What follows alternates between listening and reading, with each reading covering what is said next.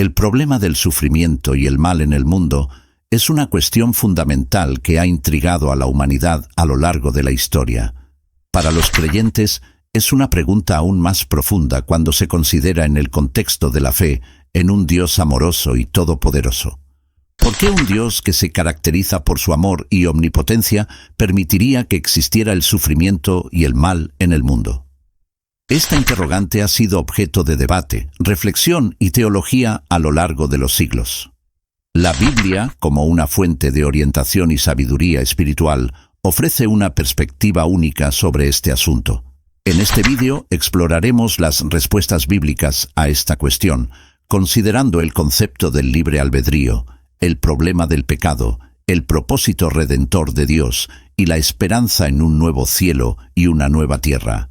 También reflexionaremos sobre la soberanía de Dios y su amor y compasión, a pesar de la presencia del sufrimiento.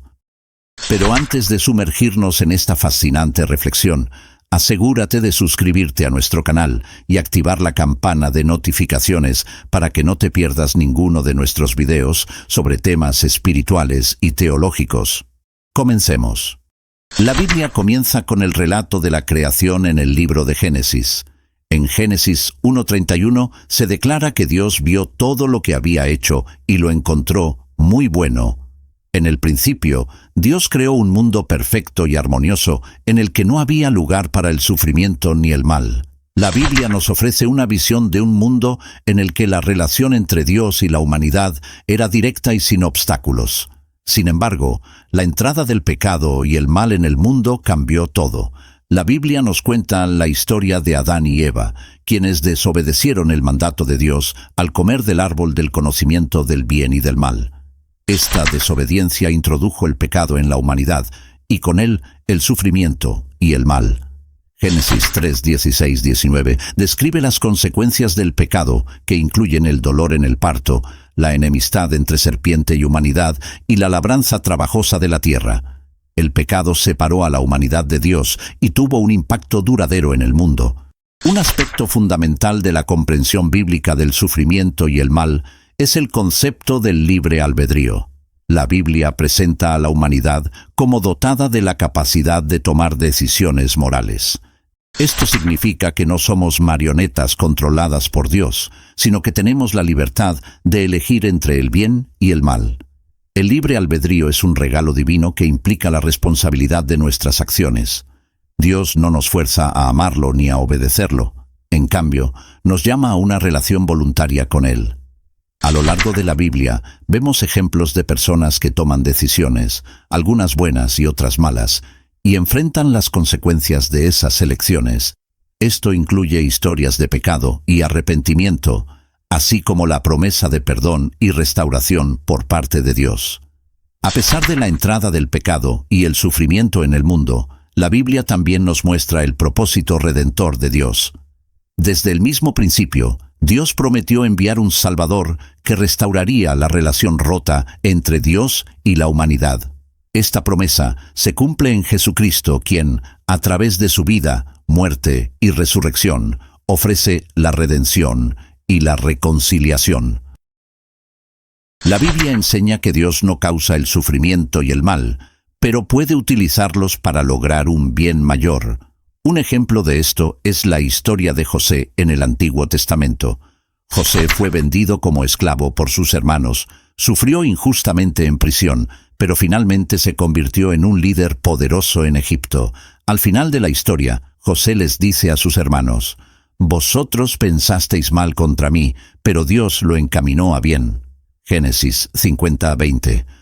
La Biblia también ofrece la promesa de un nuevo cielo y una nueva tierra en los últimos capítulos de la Escritura. En Apocalipsis 21:4 leemos: «Enjugará Dios toda lágrima de los ojos de ellos, y ya no habrá muerte, ni habrá más llanto, ni clamor, ni dolor, porque las primeras cosas pasaron». Esta visión escatológica nos recuerda que, a pesar del sufrimiento y el mal en el mundo presente, hay una esperanza de restauración completa y una vida eterna en la presencia de Dios. La Biblia también enfatiza la soberanía de Dios, es decir, su autoridad suprema y control sobre todas las cosas. Aunque no siempre comprendemos por qué Dios permite el sufrimiento y el mal, la fe cristiana nos llama a confiar en su sabiduría y amor.